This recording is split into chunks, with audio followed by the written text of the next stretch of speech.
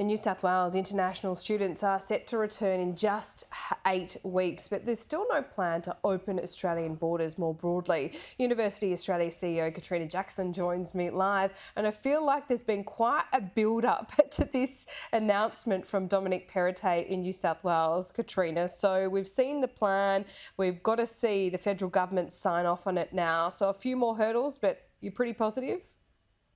Oh, gee, Laura, how many times have we discussed this?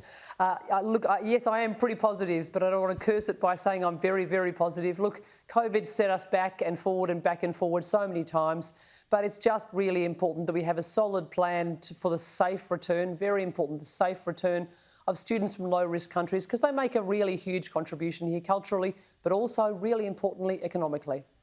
Indeed. So universities have agreed to foot the bill here, as I understand it. Do you know how the cost will be shared and what the likely cost per student is?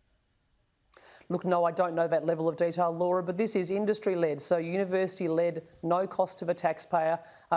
Universities really putting in here. This is important for the state of New South Wales. It's also a very important example for the rest of the country. If it can work in New South Wales well, and let's hope that it all does go well, and I know that all the detail has really been drilled down into very, very detailed plans submitted to the Commonwealth. You know, watching to see what the Commonwealth response is. The state government and universities have worked for a year on this plan, got every detail very, very carefully worked out. We're trying to get as much information out of federal and state politicians as we can, and you know sometimes it is like drawing blood from a stone. So Simon Birmingham was on the program just a little earlier. He wouldn't say whether the federal government would sign off with this within days, but do you know whether there's any lingering red flags or problems that might arise there? Look, I was very pleased to see Scott Morrison and the Prime Minister of Singapore make positive comments about a travel bubble and mention international students as being prominent in the return there. So if you want some sort of indications, that seemed to be a positive indication to me. Obviously, I'm watching very carefully for positive indications and negative. Look, I think the Commonwealth will have a really close look at this, but I know New South Wales has been very thorough, both the industry, universities, but also the health authorities and the state government. So it's fair enough. The Commonwealth has a good, very careful look at it, but we're hoping to hear something soon. There's a lot of students that come from India, and there's a lot of Indian students that have been stranded, unable to return to classes in Australia for quite some time. Do you expect that the bulk of these students will still come from India, or what are the other markets? Look, the biggest market is China, Laura, as I'm sure you know, but students come from 144 countries around the world, 50,000 from Singapore, many from Nepal, from India, from all around our region, and also from beyond.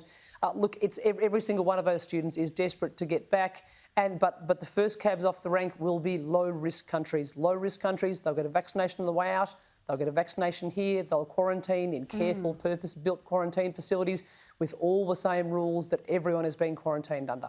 Right, so low-risk countries are still going to be the priority, and that doesn't mean India. Look, that is a judgment for health authorities, but your guess is probably as good as mine on that. I think probably they're not first on that list. But certainly when things improve in countries, they'll be considered. But low-risk countries, absolutely first in the list for consideration. Right, so do you know whether they'll be excluded altogether, or do Indian students, when you get to New South Wales, just need to, test negative to COVID?